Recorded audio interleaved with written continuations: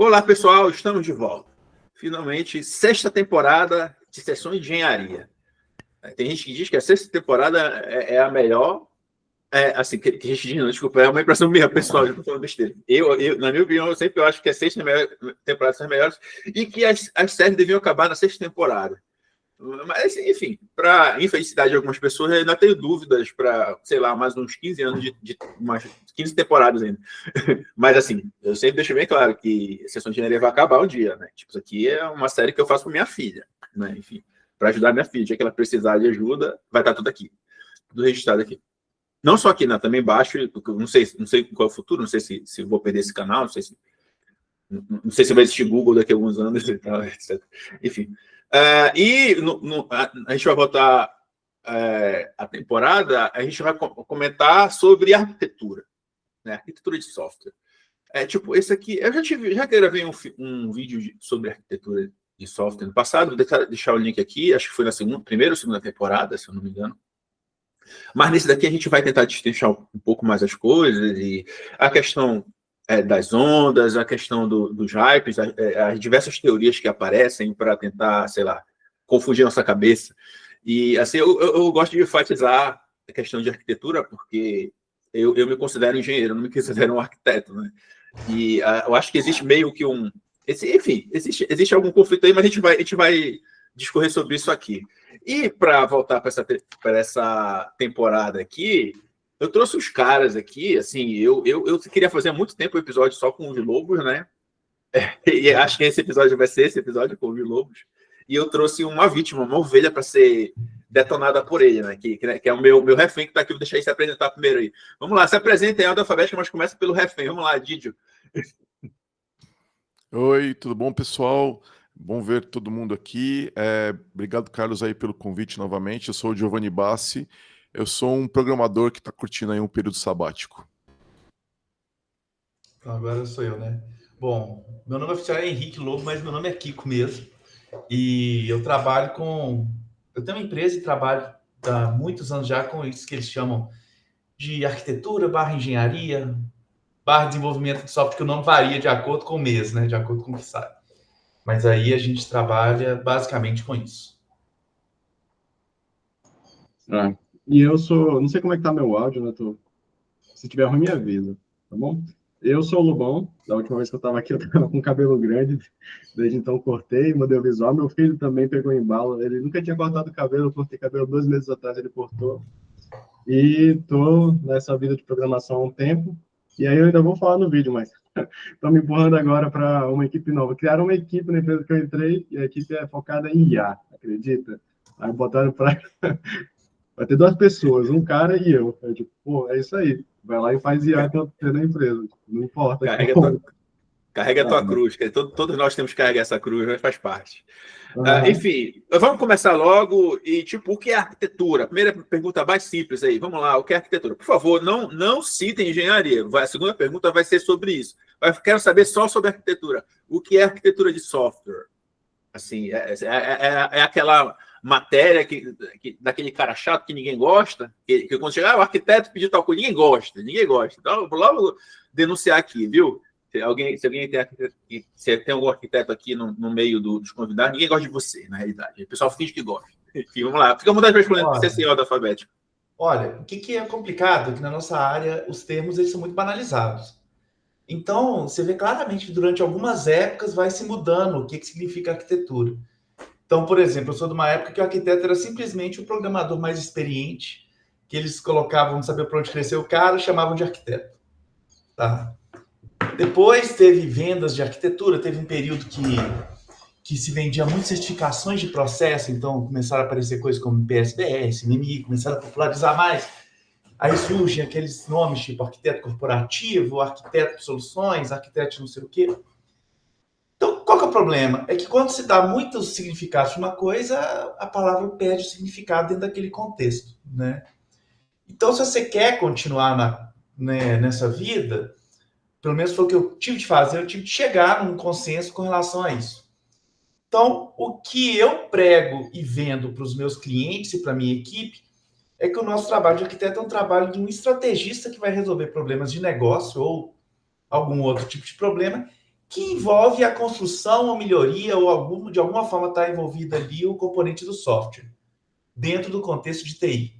Aí pode ser que a coisa seja um pouco mais abrangente, mas essencialmente vai ser essa questão estratégica para a solução de problemas envolvendo ferramentas tecnológicas. E aí é complicado também, porque a palavra tecnologia perdeu o sentido ao longo do tempo, até por causa de startups e muito marketing mal feito, né? A impressão que eu tenho é que o cara que faz marketing nem lê o que é. Ele vê aqueles filmes tipo hackers, que o cara vai lá e digita alguma coisa no computador, aparece um mapa, né? E até explicar para o cliente que o que é tecnologia. Tecnologia é um processo em que você vai pegar uma matéria-prima de menor valor agregado e a partir do processo de transformação você vai ter na outra ponta algo de valor superior que é o que vai ser usado por quem está pagando as contas.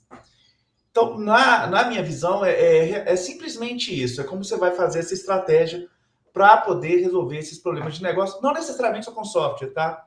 Porque aí vai envolver software, hardware, gente, que é o que normalmente não se fala, né? Mas é como é que você vai fazer a gestão da equipe também, né? Porque um grande problema que eu vejo em arquiteto é aquela metáfora do arquiteto numa torre de marfim, né? Porque vai envolver qual que é o perfil do meu cliente, qual é o perfil das pessoas com quem eu vou trabalhar, qual que é o background histórico que eu tenho no contexto em que eu vou atuar, né? Tem esses fatores humanos que são, assim, 100 vezes mais difíceis e importantes do que o estritamente técnico. Técnico aqui, o uso de ferramentas, né? Hardware, software, IA, seja lá o que for, né? E ao mesmo tempo ter esse pé no chão para poder resistir a pressões de mercado vindas de marqueteiros ignorantes. Exemplo da nossa época atual, a data aqui para ficar histórico, 4 de outubro de 2025, o hype atual é IA, que de repente tudo é IA, né?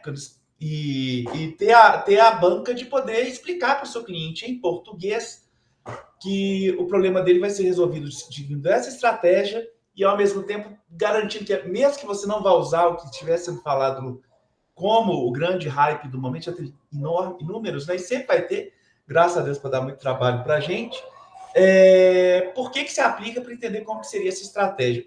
No final das contas, no frigir dos ovos, é esse. Aí vai ter aquelas especializações que podem aparecer realmente, mas aí varia tanto do contexto que eu prefiro me calar e estudar com relação a isso. Mas de uma maneira geral. E só um comentário, para você ver, né, como diferentes graus de experiência dão uma resposta totalmente diferente. Como tanto o Dio como o Kiko tem empresa, tiveram empresa, gerenciaram dezenas de pessoas, viram, tipo, a minha... Você não pensa só no, ok, como é que o software vai ser? Você pensa em tudo. No pós-venda, se é um membro da equipe pedir para sair, como é que eu substituo a pessoa, né, o recurso humano, ou como é que eu gerencio, faço a gerência do conhecimento e etc. Tipo, tem todas as fases.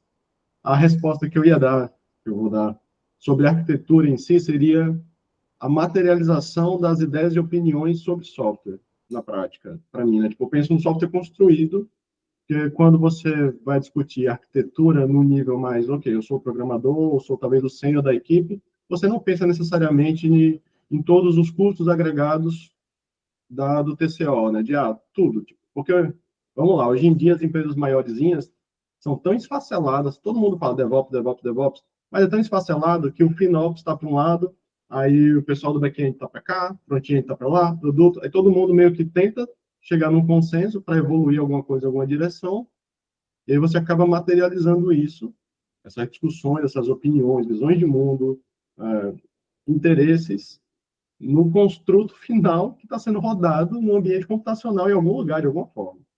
Aí a arquitetura, eu considero a materialização disso, né, dessas opiniões e tal, de uma forma que você consegue ainda tentar racionalizar em cima e ter uma discussão sobre. Porque, assim, na prática você pergunta, cara, como é que o software está rodando? Bom, a gente pode começar dizendo qual é o chip que está lá, ou qual é o kernel, qual é a versão do OS. Tem tantas camadas de abstração que é impossível alguém dizer, cara, eu tenho 100% de certeza que o meu software está rodando. Então, lista para mim todas as especificações de cabo a rabo, de todas as tecnologias que fazem parte é impossível. É impossível hoje em dia. O melhor é esse bom que você tiver, que é a descrição do seu software e tal, vai te dar uma ideia geral. Você pode perguntar para o especialista daquela camadazinha do seu software, cara, o que está rodando aqui no kernel, no container, qual é a versão que a gente está usando de Kafka, qual é a versão de qualquer coisa. A arquitetura vai ser a materialização disso e como essas peças vão estar conversando. E aí tem todas as outras repercussões também de que tipo de senioridade eu preciso, que tipo de especialista, esse software é lucrativo ou não, etc, etc, etc. Isso vai se sustentar em 10 anos, eu quero ter uma empresa durante 20 anos, eu quero ter uma empresa que vai crescer agora, eu vou vender. Tudo isso repercute na decisão sobre a arquitetura.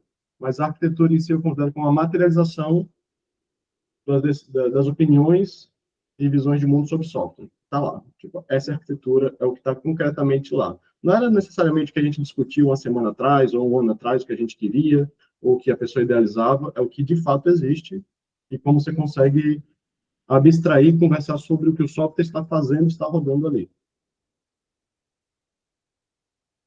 Eu não quero me repetir muito, concordo com o Kiko e o Lobão falaram. Eu só colocaria alguns aspectos a mais, assim, que eu reforçaria.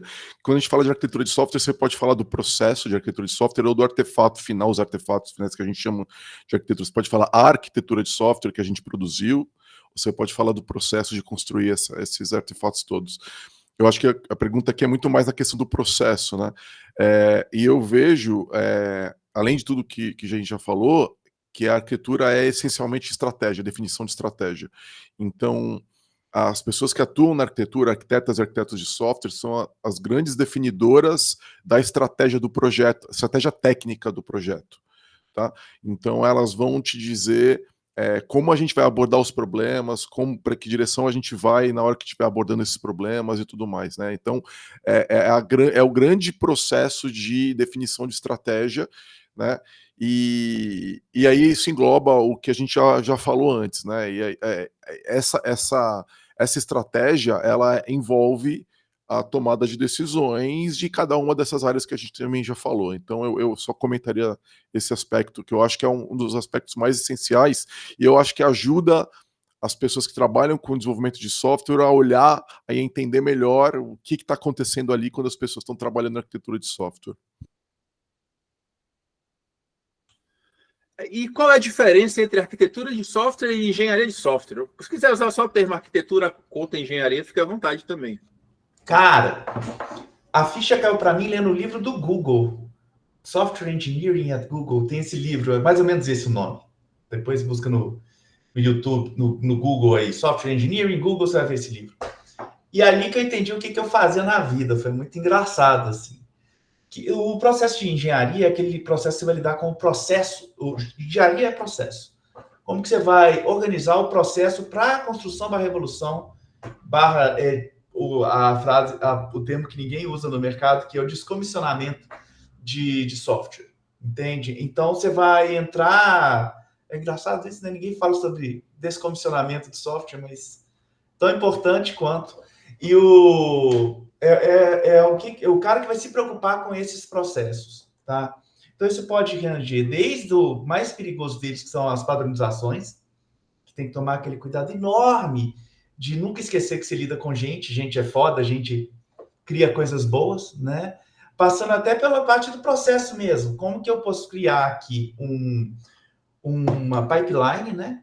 Que vá me prover aqui as garantias de qualidade do que eu tenho que entregar, dentro daquela questão, até saber, né, se eu estou num processo operacional ou de projeto, que é a grande confusão, né? O projeto tem que ter uma data para terminar, o operacional não, né? Até para você poder entender como que você vai fazer como você vai garantir essa previsibilidade, como que você vai garantir os padrões que precisam ser seguidos, padrões esses que não podem ser escritos em pedra também, né? Porque varia muito ao longo do tempo, que você acha lindo numa época, passa 6 meses, você percebe que você está fazendo bosta, né? É muito comum isso acontecer. Então, o cara que cuida disso.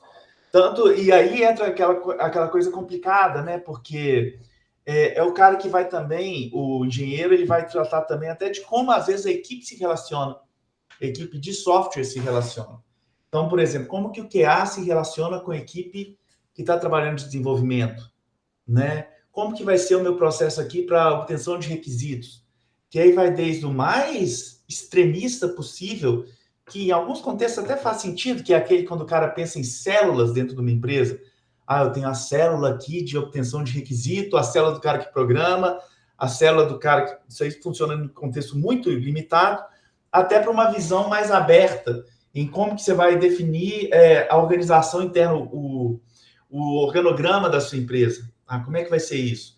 Preciso ter níveis de hierarquia? Por exemplo, na minha não tem.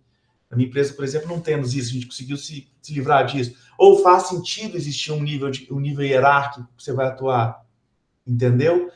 Então, o cara da engenharia é o cara que vai fazer isso. Às vezes ele vai lidar também com outras coisas também que o pessoal não leva tanto em consideração. Por exemplo, como que vai ser o meu cálculo inicial de CAPEX e OPEX?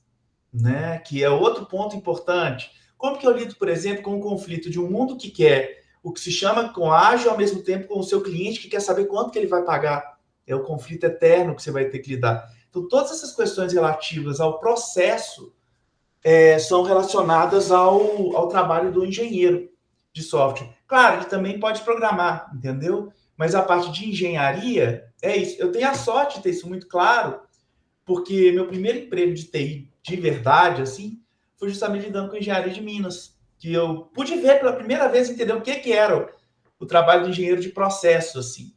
E nesse livro do Google mostra basicamente isso, né? Que é isso, é você sair um pouquinho daquela caixinha do eu só vejo esse cara aqui, que é o meu teclado, e o monitor na minha frente, o resultado que eu tenho, e saber como que eu vou orquestrar todas essas etapas, que vai confundir com o papel de arquiteto também. Repara que eles são muito próximos, né? Por isso que eu digo, no final das contas, é quase como se tudo fosse um. E o que vai te definir de verdade lá no final das contas é a experiência profissional de cada um, entendeu? Experiência e eficiência profissional de cada um. Eles acabam se misturando e se conflitando aqui. Sacou? Daí que surgem esses nomes, por exemplo, o nome que, desculpem, eu tenho extrema antipatia, por exemplo, o tal do CTO, que há tempos atrás ele vai se confundir com o que o pessoal chamava de arquiteto corporativo, né? O que vai se confundir depois lá com arquiteto de software depois, por isso que eu digo, o nome não significa nada nessa nossa área, ele só tem um significado temporal, né? Muito bem limitado. Então, essa que é a diferença do engenheiro, né? Pelo menos do ponto de vista literário, pegando esse livro do Google, eu acho que foi aí que foi pelo menos, assim, Kiko, é isso que você faz, ó. Essa coordenação aqui que você está trabalhando. Basicamente é isso.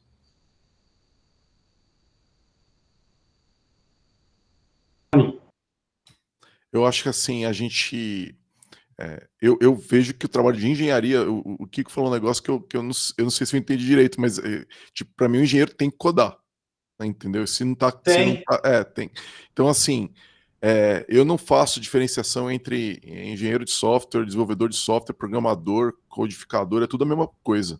Tá? Eu acho que existe no nosso mercado um certo preconceito, uma tentativa de diferenciação entre esses papéis. Para mim, isso é basicamente uma maneira de tentar dividir a área em categorias que não fazem sentido. Se você está programando, você é programador, você é engenheiro de software, etc. Não é no Brasil isso tem um problema, porque engenharia é uma área regulamentada, então a gente não pode exatamente usar engenharia se você não for engenheiro formado, você pode até tomar um processo do CREA, então eu recomendaria a quem está ouvindo a gente que trabalha com programação, se não é engenheiro, não se colocar como engenheiro, para não ter exceção de saco do CREA, que é um absurdo, mas é um fato. Mas eu acho que. E aí você tem. Eu vejo o papel de. É uma coisa que eu discordo um pouco do Kiko, assim, eu não acho que é o mesmo trabalho próximo. O trabalho, uma pessoa, um programador sênior, ele não é necessariamente um arquiteto. Existe algumas coisas a mais no trabalho de arquitetura que às vezes uma pessoa pode estar há 20 anos no mercado e ela pode não conseguir fazer, ela pode não ter essas competências. Ainda que ela seja excelente líder de equipe, pode ser excelente programadora, ela pode não necessariamente conseguir fazer. Mas eu concordo também que, em geral, a maioria das pessoas que estão nessa posição tem sim algumas habilidades de arquitetura de software, é muito comum que elas tenham. Então, eu vou fazer uma analogia que as pessoas que trabalham com programação odeiam, então eu vou fazer ela de propósito, que é com a engenharia civil, né? O trabalho de arquitetura é o trabalho do arquiteto e do engenheiro civil. O trabalho do desenvolvedor de software é o trabalho do pedreiro. tá? O pedreiro é quem sobe a casa. Eu já brinquei muito sobre isso, né? Que a gente é pedreiro da TI, a gente é mesmo, né? Fala, não, eu não sou pedreiro, desculpa, você é trabalhador, mano. Então, assim, você é pedreiro da TI, você tá fazendo software, você tá vendendo suas horas de sua força de trabalho para alguém que tem dinheiro para pagar, você é pedreiro. Você só ganha melhor por causa das condições sociais atualmente. E aí, assim, existem umas outras analogias. Eu acho que, assim, na construção de uma casa, o pedreiro ele vai ter alguma liberdade também de como ele monta a casa, como ele estrutura as coisas e tudo mais. E na engenharia de software também. Então, se você tem uma equipe bem estruturada, que vai ter um processo de arquitetura, vai ter liderança, vai ter, né? Então, vai vir uma proposta de arquitetura que o pessoal que codifica vai olhar e vai absorver partes que fazem sentido e vai ignorar partes que não fazem sentido, né? Na engenharia civil você não pode fazer isso, senão a casa cai, né? Mas em software é mais fácil. Então, a gente pega essa estratégia que vem do time de arquitetura e a gente vai naquela direção com a construção, né, do código, né? O trabalho de engenharia de software, né, de codificação, é exatamente de escrever código para uma proposta de arquitetura. Aí, assim, às vezes você não tem uma proposta de arquitetura. Tem muitas empresas, muitas equipes que não têm pessoas que trabalham com arquitetura. Isso quer dizer que o software não tem arquitetura? Não, ele tem uma arquitetura, só que ela vai emergindo e ela é caótica normalmente, né? Então, a arquitetura sempre está presente, só que se ela não é pensada, ela é feita no melhor conhecimento das pessoas que estão codificando. É como se você pegar só um pedreiro para construir uma casa, ele consegue construir uma casa. Talvez a casa não vai ficar estruturada como ela deveria, mas talvez ela até caia, ela tenha problemas. Agora, se você pegar um pedreiro que está há 20 anos na área, cara, ele consegue fazer uma casa que não cai, entendeu? Talvez ela tenha outros problemas, mas assim, ele consegue, porque ele tem experiência. Então, a mesma coisa com um programador que está há 20 anos na área e não tem conhecimento de arquitetura de software, ele consegue fazer um software. Talvez ele tenha alguns problemas, mas o software provavelmente vai funcionar assim, né? E a área de arquitetura de software tem sido desvirtuada bastante, né? Porque eu acho que as pessoas que trabalham em arquitetura têm que escrever código também, tá? Porque senão elas ficam alienadas. É muito comum você ter pessoas que trabalham com arquitetura que não escrevem código, criam arquiteturas completamente malucas, porque elas não vão ter que conviver com aquela ideia depois. Ela cria estratégia, mas não convive com a estratégia que ela criou. Então eu sou da opinião de que pessoas que arquitetam software têm que codificar o que elas arquitetaram para sofrer com os problemas que elas criaram e daí serem mais sensíveis e mais empáticas a esses problemas, né? Então, eu acho que se a gente não tivesse esse problema, elas não precisariam, mas como ele é um problema recorrente na área, arquitetos têm que codar.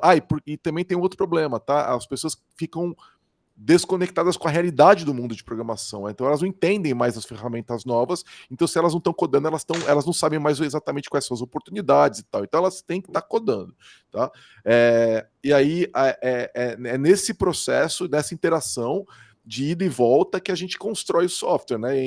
E não existe assim, eu crio a arquitetura e agora eu vou pro próximo projeto. Não, é um processo iterativo incremental. A gente idealiza uma arquitetura, o time começa a codificar, ele tira dúvidas, ida e volta, aí ele descobre alguma coisa que não vai funcionar, daí a gente muda a estratégia e adapta. Esse é um processo constante de ida e volta, que a gente vai, até porque a própria demanda de negócio ela vai sendo descoberta ao longo do projeto, então ela tem que ser feita dessa forma, ela tem que ser construída ao longo do projeto, né? Então, eu acho que engenharia, resumindo aí a tua pergunta, tá, Carlos? Engenharia é o processo de concretizar, né, a estratégia da arquitetura num processo adaptativo, né, e interativo incremental, né, em contato com essa estratégia. Então, é um processo conjunto com o processo de arquitetura, interativo incremental, de concretização daquelas ideias, tá? E tem todo o lado do design, né, que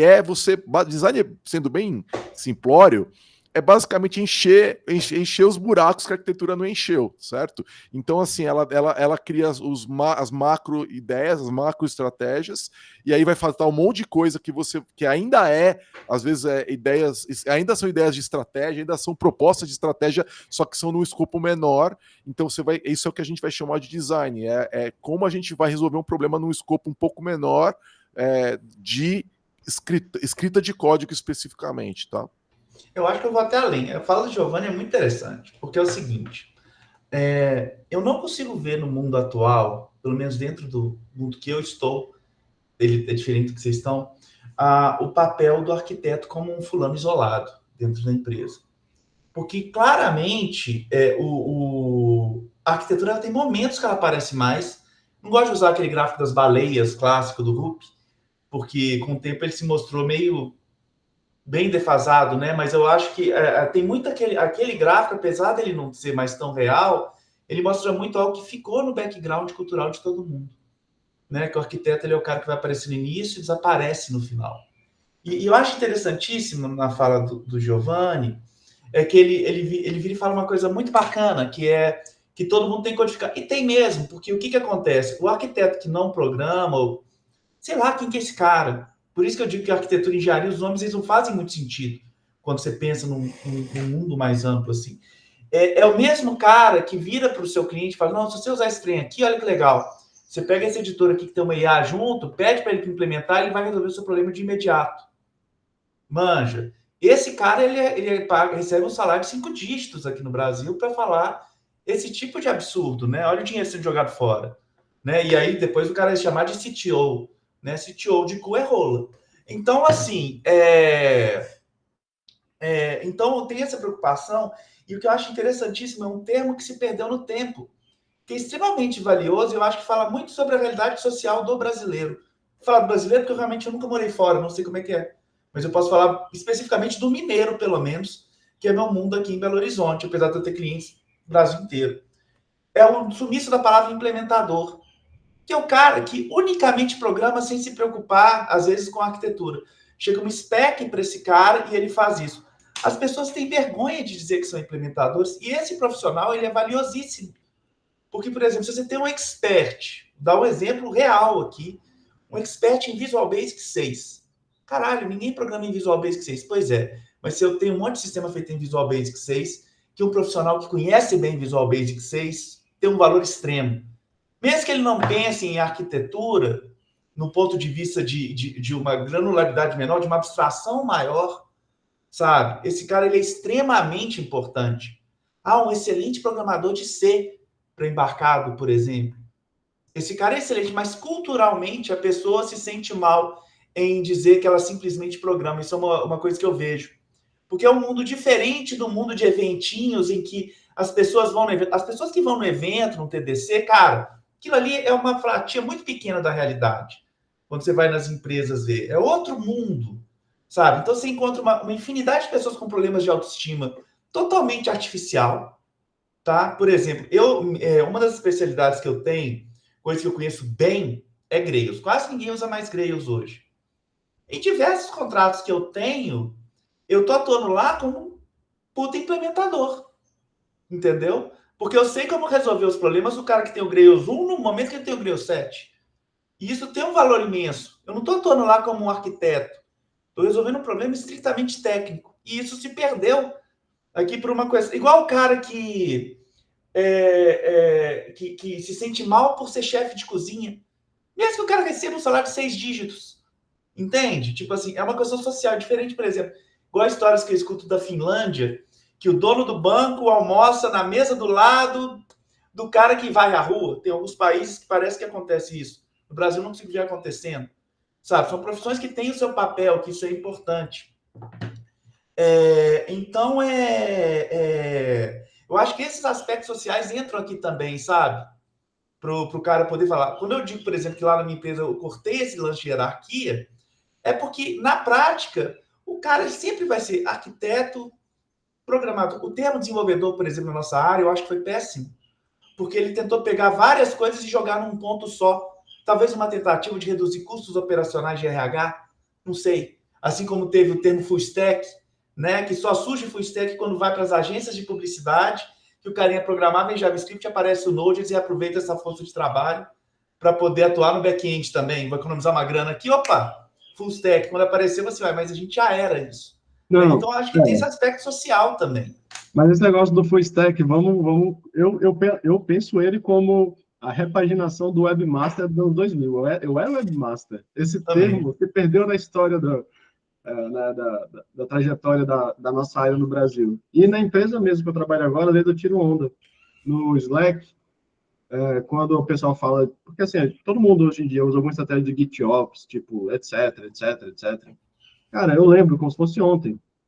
Eu com o SVN aberto, corrigindo um bug de IE5, porque o cliente importante no site dele estava vindo com IE5, ele ainda estava com IE8 na época, usava aqueles multi-IE, E é a Internet Explorer, né? Fez um CSS fixo ali, um hack bem ceboso, FTP, mandei para o servidor, estava corrigido, entendeu? Tipo, mas aí hoje em dia a gente tem tantos hooks, ainda mais, por exemplo, eu trabalho com Java e tal, então, pô, você faz uma coisa, aí o seu action do GitHub, do GitLab, a sua CI, qualquer coisa, vai buildar o Java, vai rodar a pipeline de teste, vai empacotar tudo, vai lançar, o Argo vai puxar, enfim, vai acontecer tanta coisinha que quando a gente volta 15 anos aí, ou um pouquinho mais quando eu entrei na área, era, sei o que é o problema, FTP, acabou. Entendeu? E aí, voltando para o ponto de engenharia de software versus arquitetura, curiosamente, eu fiz o técnico de edificações do Cefet RN na época. Eu não concluí, porque no final do curso eu percebi que não era para mim, fui para a área de TI, mas eu lembro claramente dos meus professores da área de edificações, que a maioria deles era também, às vezes, arquiteto por formação, mas a maioria era engenheiro civil, ou eram, talvez, arquitetos que também trabalhavam como empreiteiros de obra, tinham empresas de construção, ou de construção de rodovias e tal. E aí muitos deles citavam, tipo, sabe, ele fala tipo, sabe a injustiça da nossa área? Para os alunos, né? Aí, Oscar Niemeyer. O cara é o nome mais conhecido da área da construção civil do Brasil, mas ele dava as ideias que executava e ninguém sabe o nome dos caras. Aí eles falavam o nome dos engenheiros que fizeram as obras do Niemeyer, inclusive lá em Brasília, né? Famosamente tem o prédio, acho que é do Banco Central, que tem uma base central e o resto, tipo, é suspenso, assim, você vê um bloco no centro, um prédio gigante sobrando, assim, entre aspas, nas abas, e você pensa, caraca, como é que isso aqui se sustenta? Aí os professores explicavam, né, como é que funcionava e tal, e aí você sabe que foi o Niemeyer que projetou, mas você não sabe quem foi que executou. E aí, às vezes, na empresa, na área de engenharia de software, entra nisso.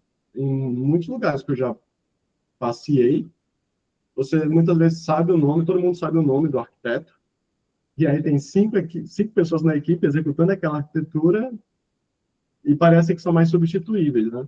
E é estranho isso, porque, como vocês estavam falando aí, e aí do ponto de vista de CBO, para quem estiver ouvindo, né? A classificação brasileira de ocupações aqui no Brasil tem a função de engenheiro, como o Gil falou, que tem a questão do CREA. E eu, por exemplo, sou analista de sistemas, é um CBO específico. Enfim, aí também tem, tipo, programador. Aí tem técnico de informática, tem várias subdivisões. E aí a questão é, você é contratado com o quê? No LinkedIn você bota o nome que você quiser. A empresa coloca uma observação na sua carteira de trabalho, dizendo, você é back-end engineer YXZ, para dizer o seu patamar interno, basicamente. Mas assim, lá no frigir dos ovos, o que, é que você faz no seu dia a dia? A nossa área, ela se baseia em construtos que rodam em ambientes computacionais. That's it, né? Aí a gente vai abstraindo para cima. Esse construto é meu, eu estou pagando por ele as a service. Tem muita empresa que surge do nada, escalou porque botou um monte de pecinhas as a service, atingiu uma demanda, e aí depois que começa a crescer, começa a tirar as pecinhas as a service e começa a construir internamente alguma coisa, para às vezes diminuir custo, etc. É assim, a engenharia de software, das duas, uma, é ovo ou é galinha com arquitetura. A gente pode pensar que a arquitetura ela é executada com engenharia e engloba engenharia, ou a gente pode pensar que a arquitetura faz parte de engenharia, depende da visão de mundo, eu acho. E, como eu falei, tipo, na minha formação humana, com 14 anos de idade ali, entrando no técnico, os professores falavam sobre isso, de, olha, na nossa área de construção civil, e essa é a diferença, porque a gente está em TI, né? Tipo, vamos dizer que TI seria o super universo da nossa área, como construção civil era ali naquela analogia, você tem engenharia e arquitetura. Então, no mundo de TI, na área de software, que tem muitas outras coisas, né? Hardware, redes e etc., aí fica essa questão de, ok, arquitetura e engenharia, e eu acho que o principal, como vocês estavam falando aí, tem um TED Talk muito bom, eu acho que é sobre setor automobilístico da Europa, não lembro qual país, qual empresa, que o palestrante fala, na nossa empresa, a gente fez uma proposta. Você projeta uma coisa, e 2 anos, 3 anos depois, você fica no pós-venda, porque você vai ter que lidar com as merdas que você projetou. E isso tinha basicamente mudado a mentalidade cultural, não do ponto de vista de processo, não é que mudou o processo. Mudou o senso de responsabilidade da pessoa fazendo uma coisa. Tipo, se você botar um farol, que para poder trocar o farol, você tem que tirar o motor, quando chegar no pós-venda, vai ser você que vai cuidar do pós-venda, e você vai ter que lidar com o farol que você projetou, que para trocar o farol tem que tirar o motor. Aí o cara, péssima ideia, botar um farol que tem que tirar o motor. Deixa eu repensar isso aqui um pouquinho, entendeu? E aí você pensando nesse aspecto, engenharia de software encompassa muita coisa, e aí vai depender do grau de responsabilidade e do quanto você se vê ficando na empresa. Porque você vai para a empresa, às vezes, aí o cara, eu tô aqui para daqui a um ano sair para trabalhar em outro lugar. As suas decisões são pensadas em um ano, você não está pensando no desdobramento que aquilo vai ter para a empresa que pense em existir mais uma década. Você vai fazer um trabalho de um ano que, às vezes, pode cagar um tempão da empresa. Eu tenho algumas observações. Primeiro, eu só quero confirmar o que você falou sobre a questão de carro. Eu sou mecânico amador, né? E é exatamente o que mais tem é mecânico xingando engenheiro de montadora, tá? Direto, assim, eu sigo, inclusive, alguns mecânicos no TikTok e tal, e, cara, eles xingam o engenheiro o tempo todo. E eu atesto para problemas desse tipo também, quando eu tenho que mexer eu sou mecânico de moto, né? É isso mesmo. Mas sobre o arquiteto que vai ficar um ano, assim, eu tendo a não botar culpa no trabalhador, cara. Eu evito muito, assim, sabe? Então, eu acho assim, o problema é da empresa. Então, se a pessoa que está trabalhando lá está olhando para o horizonte de um ano, o que eu te diria é, porque o que a empresa está fazendo que não oferece um horizonte de mais tempo para essa pessoa, ou de qualquer forma, assim, seja para ela estar na empresa por mais de um ano, ou para ela, mesmo se ela não for estar, para ela considerar um horizonte de mais de um ano. Então, se a empresa está tratando a pessoa como um número, como qualquer um, etc., a pessoa vai fazer o mesmo de volta. E aí, se ela faz tudo para validar, para avançar ela própria e não avançar a empresa, quem fez isso foi a empresa que incentivou tudo errado. Então, o problema é da empresa. Assim, eu não estou discordando de você, tá? Eu só acho que a questão é da onde está vindo a responsabilidade por isso.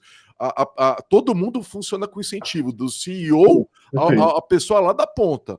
Então, assim, se você tem um time de arquitetura e ele tá tomando decisões que refletem a estrutura da empresa, né? Se a empresa trata eles de alguma determinada forma, incentiva eles errado, etc., eles vão produzir software que segue esse processo de incentivo, né? Essa é uma questão muito humana, mas concordando contigo, grande parte dos problemas que a gente tem hoje na arquitetura de software vem desse problema, da gente exatamente tratar arquitetos de software como se fossem reizinhos importantes, eles estão todos com egos infladíssimos, né?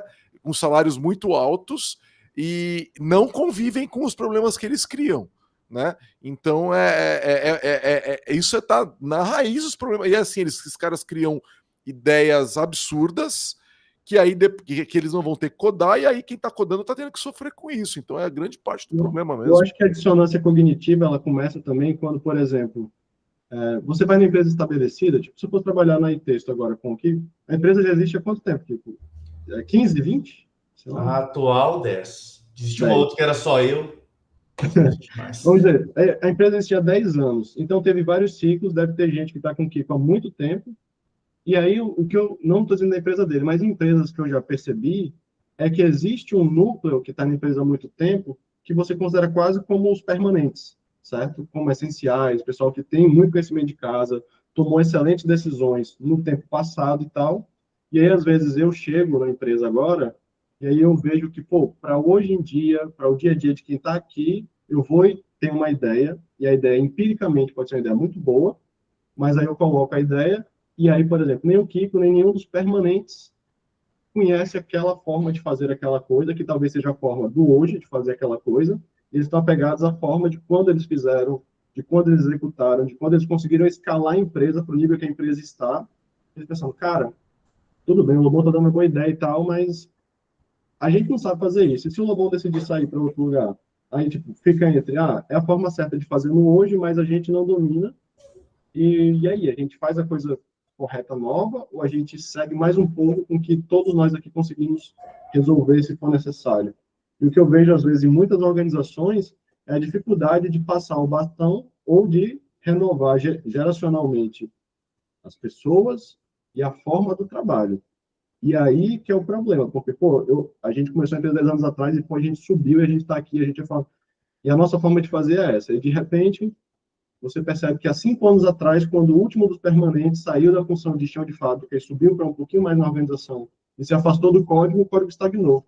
E você está só renovando mais do mesmo. Cara, é por isso que eu digo sempre, velho, a porra do problema nunca é técnico, o problema sempre é social. O principal problema que eu vejo aqui é o seguinte: o que rola? A gente está num país que saiu da escravidão em 1888. Tá? A gente nunca pode esquecer isso. Tem 137 anos que foi assinada a Lei Áurea e que só começou a ser realmente aplicado no dia a dia das pessoas depois de muito tempo. Sim. Então começa que a gente está num país que o serviço não é bem visto. O serviço é o cara entregar algo sólido. Tá? O que rola? Relativo a isso do cara não mudar, tem a ver até com aquele livro, não sei se vocês já viram, chamado The Innovator's Dilemma. Exatamente isso, que você se habitua a determinada coisa, você está fazendo um trabalho até bem feito, mas o mundo externo vem e te caga. Tem um outro livro fenomenal que chama Só os Paranoicos Sobrevivem, do... Minha cabeça não tá boa, não tô lembrando. Gordon Moore, o nome dele. Gordon Moore? Não, não é esse não. Eu vou lembrar, não foi Gordon Moore. Mas é um dos caras, é um ex-presidente da Intel. É um ex-presidente da Intel. Isso. Que é exatamente isso, entendeu? O que acontece demais? Como é que eu vejo as empresas quebrarem? É ridículo. É por isso que eu, na ITEST, eu fiz ela de tal forma que eu nunca parasse de programar.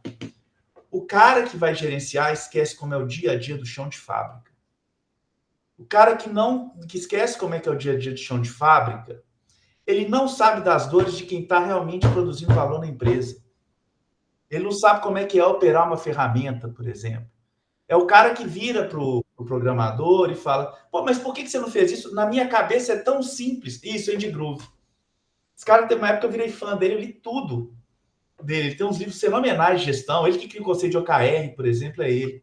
O cara, ele se esquece disso. Como é que é o chão de fábrica? Ele esquece, por exemplo, que o cara que está na fábrica, ele é o cara que vê coisas fora da empresa. É o cara que culturalmente é tão ruim isso no Brasil. Por que eu estou mencionando o crime da escravidão? Porque ainda rola em muito gestor o pensamento de você ser dono da pessoa.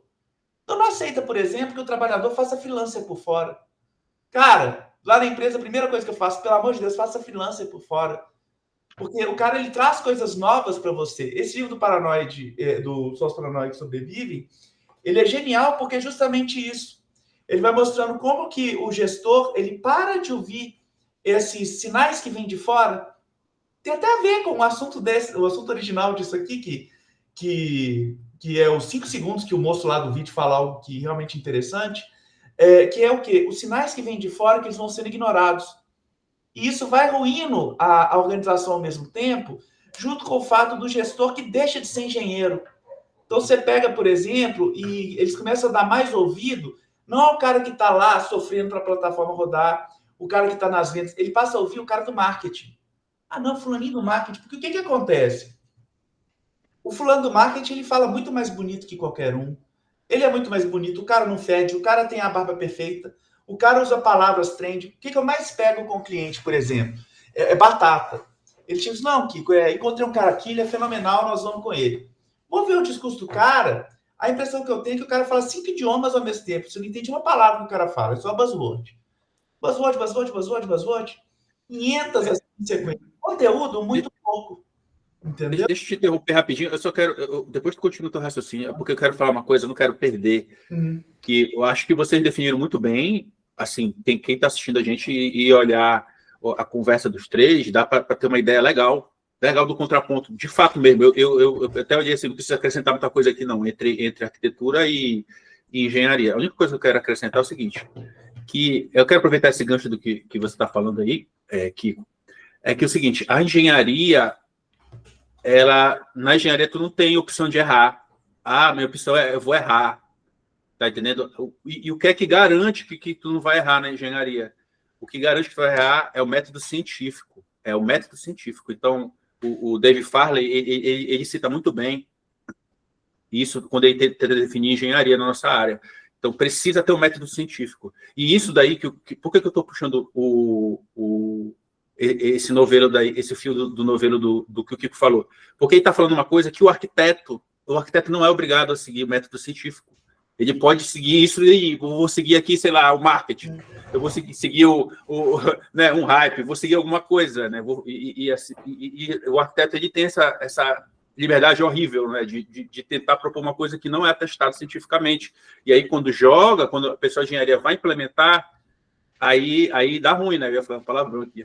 Dá merda. Deixa o palavrão pro Kiko. Aí dá ruim, né? Aí não dá legal, porque quando a gente vai implementar aquele hype ou essas palavras aí do pessoal de marketing no dia a dia, na prática, não é assim. Tipo, não agrega valor, quebra o time e etc. Só queria acrescentar isso no contexto que vocês colocaram entre engenharia e arquitetura. O arquiteto pode errar. O engenheiro pode errar. Assim, eu gostei do que o Didio falou, porque é isso aí, engenharia está em todos nós, entende? Então, o dev também tem nível de engenharia. Então, quem executa vai ter aquela experiência, não tem como fugir disso. Né? Então, por isso que o arquiteto seria interessante o arquiteto também executar as coisas. Sabe o que eu acho, Carlos? Eu vou até além, cara. Bem além. O negócio que o Giovanni falou que eu achei interessantíssimo foi a comparação da casa, que se o cara construir errado, a casa cai, certo? No caso do software, gente, é 1000 vezes pior e as pessoas não têm consciência disso. Porque é o seguinte, chega lá o fulano, investe a grana dele. Você pensa sempre que o investidor é aquele multimilionário que está em cima do trem fumando um cachimbo, certo? E embaixo está o trabalhador lá na picareta. Não, muitas vezes o cara que está investindo é o cara que está pegando o sonho dele para ser realizado. Primeiro release de software, vou ser bem honesto, sempre funciona. Segundo release, também. Terceiro, começa a dificultar. Quarto para frente, se você não tem uma arquitetura e uma engenharia bem feita, o seu custo operacional começa a subir na exponencial. Então é muito pior que uma casa ou uma ponte, que a ponte pode até demorar 5 anos para cair, mas ela vai cair. E você vai saber que você vai construir uma casa lá em cima. Software não, o custo dele operacional vai subindo. E você tem uma ilusão de poder que é criada pelo software, e esse que eu acho que é o grande calcanhar de Aquiles, que é o seguinte, é o fulaninho que vai lá no editor de texto que digita o troço, e gera um trem e funciona. O melhor exemplo que eu conheço atual é isso. Primeiro release vai ser lindo. Vai funcionar, vai fazer aquele troço rodar. Mas se você não tiver o pensamento antes, sabe? E esse pensamento ele é mais profundo. E o que eu vou falar dói um pouco. E tem gente que me odeia quando eu falo isso. Para você usar a porra de um prompt, você tem que ter vocabulário, você tem que ter cultura, você tem que saber do problema que você está cuidando. Senão você não consegue escrever um prompt. Você não consegue fazer uma busca no Google. Você não consegue descrever o que você está fazendo. Você não tem o conceito do que tem que ser criado, sabe? E essas coisas, você pensar conceitualmente, criar... O que me horrorizou nesse vídeo aqui daquele moço lá, que você mandou pra gente, horrorizou. E eu acho que todo mundo devia ver aquele vídeo lá. Sério, que belo vídeo. Fulano gasta 100% do vídeo falando só com o arquiteto, usando abstrações complicadíssimas. E em momento nenhum no vídeo, ele chega e fala, eu conversei com o cliente. Porque o que mais rola, o que acontece? O papel do arquiteto, barra engenheiro, barra programador, barra desenvolvedor, barra QA, barra seja lá que caralho for, é conversar com o cliente para entender o que tem que ser feito. Sabe? Porque você não entende, por exemplo, como um cartório funciona. Você não é tabelião. Se você não conversar com o cara, não rola. E o que me impressiona muito é a gente ter que ter matérias como, por exemplo, engenharia de requisitos, em que o vídeo do cara já começa chocando. Não, veja só que interessante. Esses diagramas UML aqui não descrevem os requisitos do cliente. Claro que não, porra. É um detalhe de implementação de código que você vai ter lá, no máximo alguma interação, sabe? Então você vê que é um problema social, assim. Ele vai até na formação do profissional de TI, que ele é um solipsista, né? Para quem não sabe o que é solipsista, é aquela teoria, é uma vertente filosófica de conhecimento em que você não acredita na existência de um mundo externo à sua mente, tá? É o camarada, então, que o que é o mundo dele? É o teclado, é o monitor e olhe lá, né? É o que o Hegel chama na filologia do espírito, inclusive, de certeza sensível.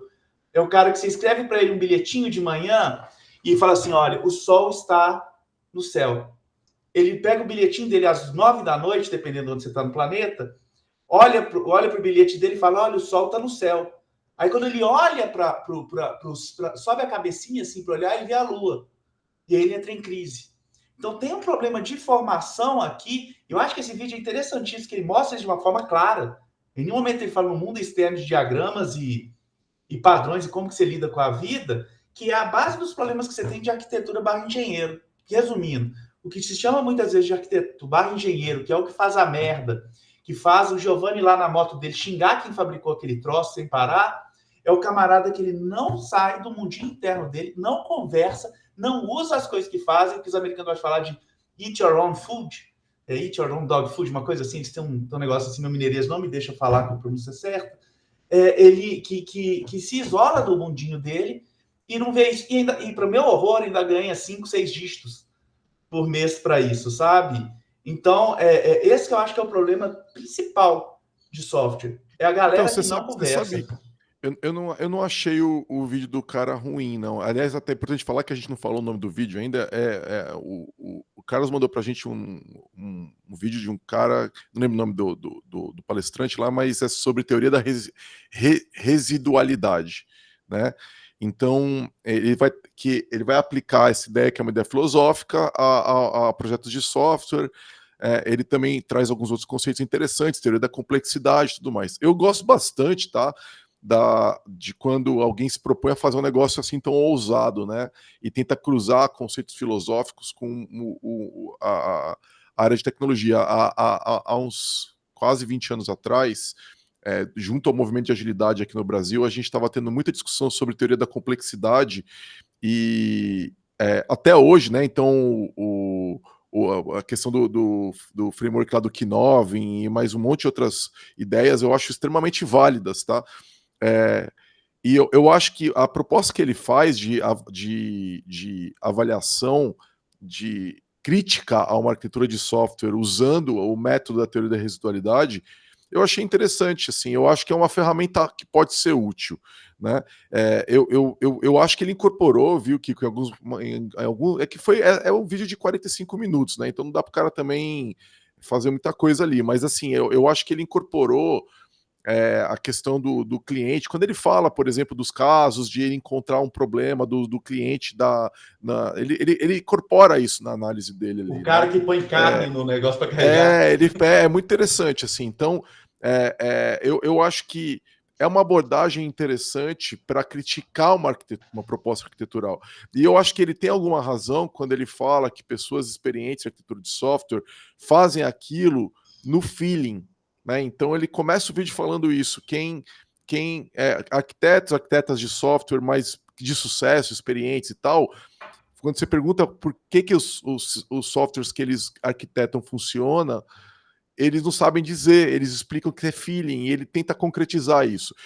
Eu não acho que ele consegue concretizar isso, mas eu acho que ele consegue dar uma proposta para chegar mais próximo disso, sabe? Então, o problema, qual que é o grande problema? É que você dá uma ferramenta tão teórica para pessoas que já estão tão alienadas do processo de escrita de software, é muito perigoso, né? Então, já é uma galera que Cara, existem arquitetos de software que nunca escreveram código. Isso existe. Eu escuto falar de CTO, cara.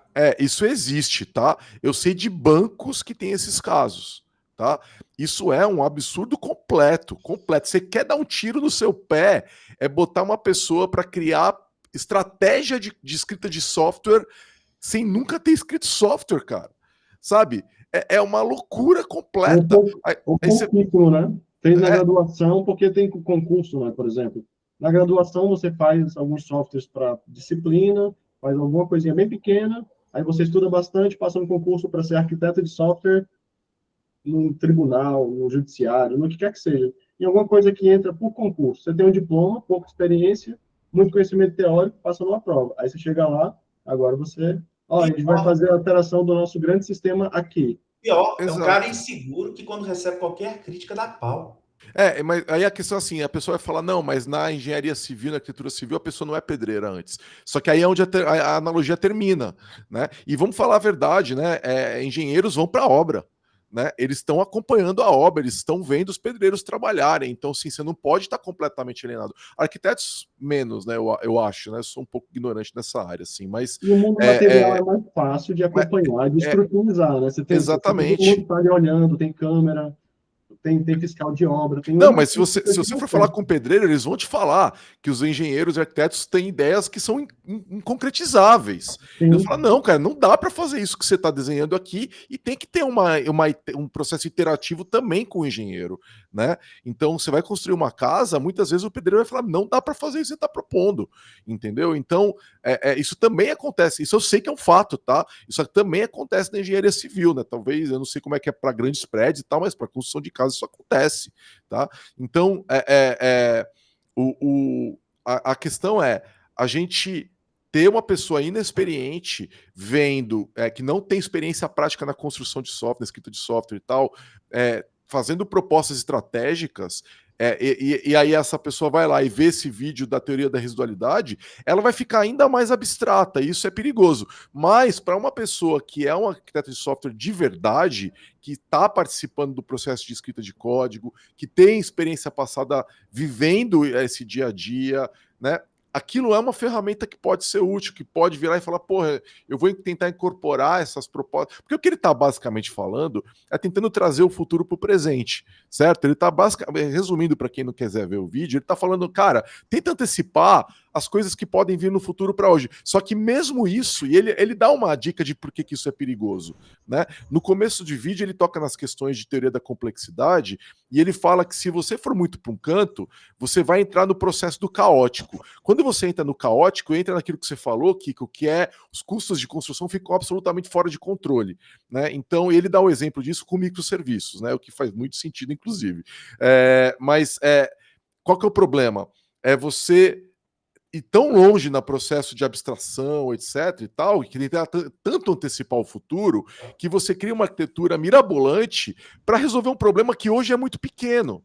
Entendeu? Então, aí entra toda a discussão de arquitetura emergente, arquitetura evolutiva, né? Que é uma discussão extremamente importante. Ele não menciona, e é uma falha grave nesse vídeo, que é ele não mencionar arquitetura evolutiva. Entendeu?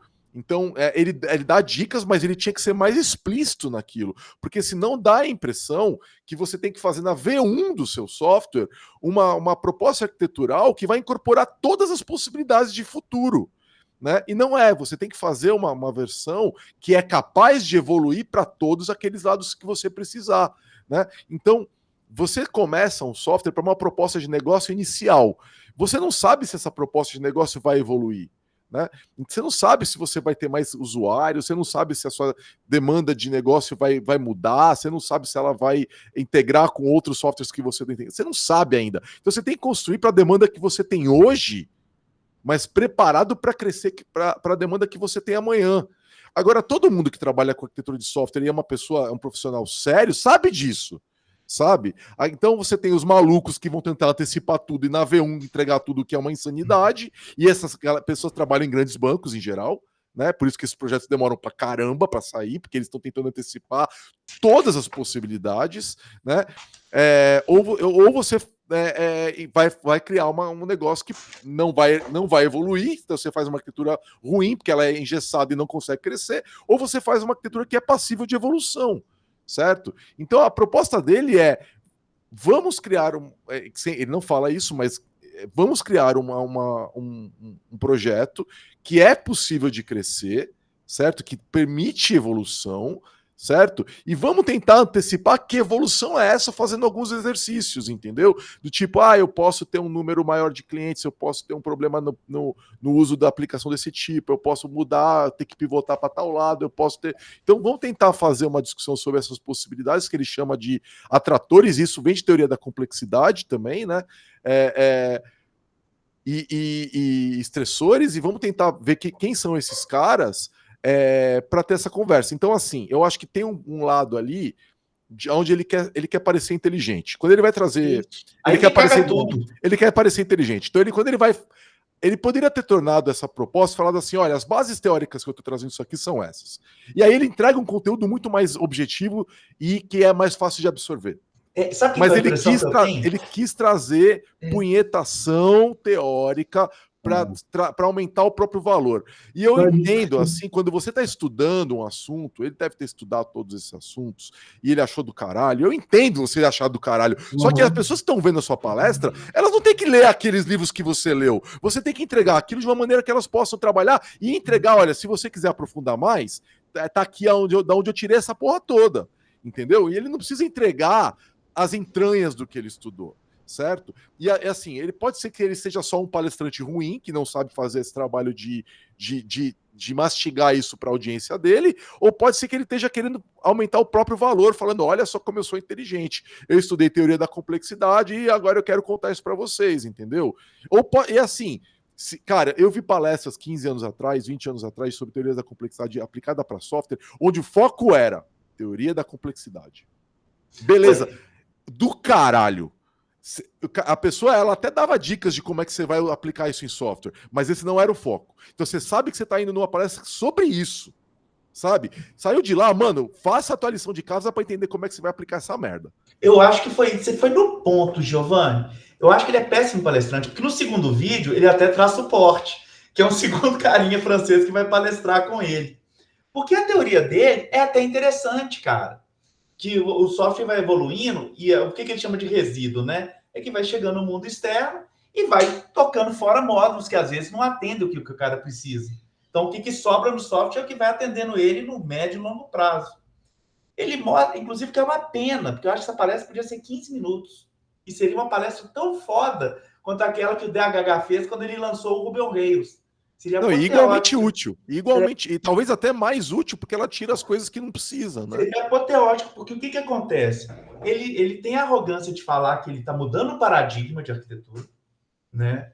No segundo vídeo ele fala isso, né? Inclusive ele usa uma estratégia narrativa péssima, que é aquela de falar que quem propõe algo novo é ridicularizado sempre, citando o livro do Thomas Kuhn, que não diz isso, né? Por isso que eu acho complicado você ficar atacando coisas filosóficas que não... porque isso vira no final um argumento baseado na autoridade de alguém, sabe? Eu acho que ele não leu direito esse livro. E ele mostra 2 artefatos lá que eu particularmente achei do caralho, que é aquela planilha que ele mostra que tem os atratores e os estressores e como que os pontos de problema ele vai somando para saber onde que ele vai atacar. Caralho. Se ele fizesse uma palestra mostrando aquilo, assim, porra, isso aqui é uma ferramenta que eu posso usar no meu dia a dia quando eu estou projetando algo. Foda. O que eu acho que falta nele? Falta Paulo Freire. O que Paulo Freire faria, né? Por que ele chegava e alfabetizava a galera assim rápido? Porque pegava o processo de alfabetização e levava para a realidade dos problemas do dia a dia que o camarada tinha lá na roça, onde ele trabalhava, seja lá o que for. Nesse caso aqui, é tanta distração cabulosa que ele vai colocando, que não é sacanagem. Vou mostrar uma coisa para vocês. Eu fui anotando o que o cara ia escrevendo para não perder o fio da meada de tanta coisa que ele ia falando assim, não, deixa eu voltar isso aqui. Porque ele realmente mostra, tipo assim, se você chegasse e mostrasse, até anotei o nome do negócio aqui, chama Incidence Metrics, que ele mostra lá num ponto no vídeo, assim, cara, é isso. Depois chega lá aquele outro cara francês, que fica fazendo as piadinhas e tal, você fica forçando para rir, que tenta dar uma salvada. Se ele fizesse isso, porra, tinha aqui material para poder mostrar isso, alguém poder fazer curso para vender no futuro. Sacou? Porque mesmo os livros dele eu corri atrás para poder comprar. É uns livros Limpub que não tem nem review ainda. Entendeu? Então é uma pena, porque o que acontece? Se bobear é realmente algo que pode mudar o paradigma, apesar de que quando ele tacou isso do quem mostra algo novo é ridicularizado, já acabou para mim ali toda a moral do cara, sacou? E a gente perde uma oportunidade de aprender um trem novo para poder aplicar no dia a dia. Acho que não perde, porque esse tipo de coisa acaba sendo adotada por outras, as ideias, elas são adotadas por outras pessoas que têm uma visão de levar ela de uma maneira que faça mais sentido, né? E assim, vamos falar real, citar autor sem ler o livro, até ministro do Supremo tá fazendo, né? Então a gente pode também. Ou você cita sem dizer especificamente, não, é nesse livro, não cita a página, não cita nada. Não, e cita a ideia completamente contrária ao que o livro diz, né? Até ministro do Supremo tá fazendo, mano. Mas então, é perigoso. O software tá fazendo também.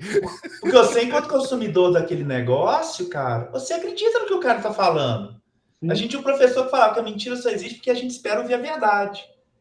E aí, cara, isso cria um problema no médio e longo prazo gigante, que a gente já viu acontecer. Tem um texto que eu acho fenomenal, que chamava Quem Matou o Rupi vai matar o ágil. Eu sempre Sim. lembro desse texto, assim, eu acho que é muito daquilo, sabe? Que acontece. Nem sei se esse texto ainda está online, mas era um texto massa. Não lembro. Mas a proposta vai sobreviver. Eu acho que se a ideia for boa, alguém pega aquilo e leva para frente, traz uma. E faz exatamente isso que eu falei, né? Uma palestra de 15 minutos, dando o conteúdo e deixando as fontes para quem quiser ir além, né? Eu acho que a gente tem que. Quando você está fazendo uma palestra. Você tem que ter, quando você vai assistir uma palestra, vou dar uma dica para quem está vendo a gente. Quando você vai assistir uma palestra, você tem que ver se a pessoa que está fazendo a palestra, ela tem mais interesse que você admire ela ou admire o conteúdo, entendeu? Uhum. Eu acho assim, ó, todo palestrante, assim como todo músico, ele é um exibido, certo? Ninguém sobe num palco para falar alguma coisa se não for para se exibir, certo? Seja um músico, seja um palestrante. Então a pessoa, ela é vaidosa, ela tá de alguma forma buscando atenção para si própria. Isso é inegável, senão ela não estaria lá, certo? O canal que o Carlos tem aqui, de certa forma, é uma vaidade para ele, mas aí a questão que você tem que olhar o Carlos está aqui por quê?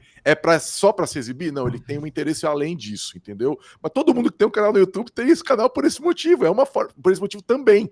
É uma forma de se exibir, né? Então, assim, esse palestrante parece que para ele é mais interessante se exibir do que passar o conteúdo. Então, é o tipo de palestra, assim, não vou falar que é ruim, tá? Só que você tem que ir para lá sabendo disso. Então, uma coisa que você estava falando, que eu lembrei, que eu pensei agora, é o seguinte, cara, há 15, 20 anos atrás eu assisti uma palestra sobre complexidade, li livros sobre isso, né, livros sobre Agile e tal. Então, assim, para você poder assistir essa palestra que o cara está fazendo, você tem que ter uma certa bagagem, o que é muito ruim, cara, porque, assim, essa proposta dele é muito interessante, certo? Ela poderia ser útil para um monte de gente, mas um monte de gente vai sair da palestra no meio, porque ele está jogando um monte de ideia que as pessoas não vão entender, ou então a pessoa até fica até o final, mas ela sai sem entender tudo que ele está propondo, entendeu? Então ela é essencialmente ruim para a área como um todo, porque ela não passa o conceito. Então, assim, só que aí que acontece? Vai sobrar algumas pessoas, né, que vão olhar aquela ideia, aquela palestra ruim e vão fazer um conteúdo que seja mais acessível para todo o resto das pessoas, né? Exatamente, é o que o Carlos está fazendo aqui agora. Esse debate que a gente está tendo é um debate acessível para todo mundo, sabe? A gente não está citando teoria da... Então, por exemplo, eu citei lá o Knovin, né? Mas beleza, mano, você quer saber o que é Knovin, você vai lá e pesquisa agora. Eu não vou ficar explicando para você, porque não interessa nessa discussão, sabe?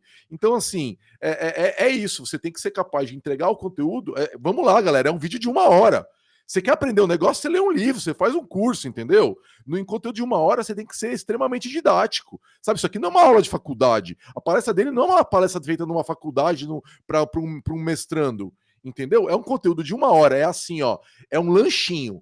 Eu vejo palestra de evento é lanchinho, mano. Você vai lá só pra forrar o estômago, entendeu? Se quiser se alimentar, você vai pra faculdade, você vai ler um livro, você vai fazer a sua própria pesquisa, entendeu? E o que o cara tá entregando ali é uma proposta de faculdade. Tá errado. Então, vamos lá. Ela não é uma palestra ruim. Ela é ruim onde ela foi feita, entendeu? Se ela fosse uma aula de faculdade, seria do caralho. Entendeu? Dado que ele teria que complementar umas coisas a mais ali e tal, mas, porra, do caralho pra fazer aquela proposta numa faculdade, de um curso de mestrado de arquitetura de software. Porra, do caralho, meu, do caralho, porque aí você tá jogando conceito mesmo, os alunos que se virem pra ler 2 livros pra entender o que você explicou naquela aula, porque uma aula de mestrado tem que ser assim mesmo, entendeu? Agora, pra um lanchinho, é muito ruim, mano. Ou se fosse uma conferência acadêmica, né?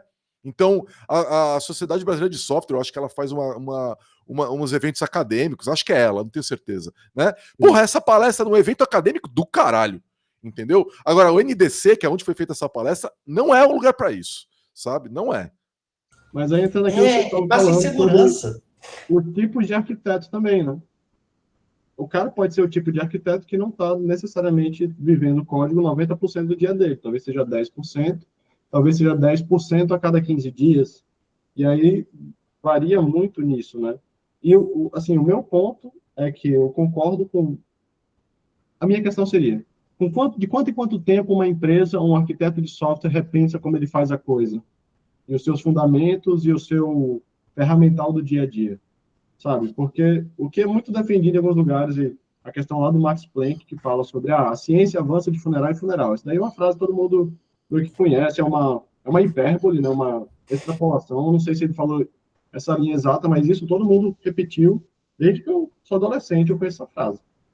Mas a questão é, de quanto em quanto tempo, de verdade, eu consigo repensar minha visão de mundo, meu modelo mental? Até o cara que escreveu o Guia do Mochileiro das Galáxias, né, ele fala que até 15 anos, tudo que acontece no mundo, tudo que é tecnologia é o normal. Dos 15 aos 30, o que acontece é inovador. E a partir dos 30, é contra a ordem natural das coisas. Tipo, eu tô com 34 agora, fiz agora. Tudo que começa a acontecer agora, tipo, eu vou ficando, caralho, tá ficando muito rápido, tá ficando muito doido. Aí eu, pô, será que foi assim que meu pai se sentiu, minha avó? Tipo, foi assim quando surgiu a televisão, quando surgiu o telefone, a linha telefônica em casa, quando surgiu o primeiro celular gigantão, a internet, tipo, a cada 10, 15 anos que as coisas avançam, essa sensação, e aí como profissional da área fim que eu tô aqui atuando. Eu lembro quando eu usei Git a primeira vez, foi estranho pra caralho.